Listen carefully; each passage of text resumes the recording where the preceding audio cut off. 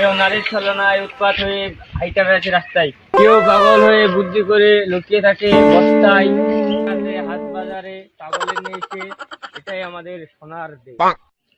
পাগলে পাগলে হালি, আমার বাড়ি পটুয়াখালী। পাগলে পাগলে যজন, পৃথিবীর প্রায় 45 কেজি ওজন। এরা কিভাবে পাগল হলো আমরা এখন শুনতে চাই। আপনি পাগল? হ্যাঁ, আপনি কি পাগল? আপনি কি পাগল? মুরব্বি, আপনি কেডা? পাগল, আমি পাগল। আপনি পাগল হলেন কিভাবে? আমার এই পাগল কইলেন কেন? পাগল হলো কানে শুনে। দাদা, আপনার সাথে কথা বলা যাবে? তাহলে পাগল হলাম কি হবে? আমার কি পাগল কইলেন? আমি পাগল শুনবেন।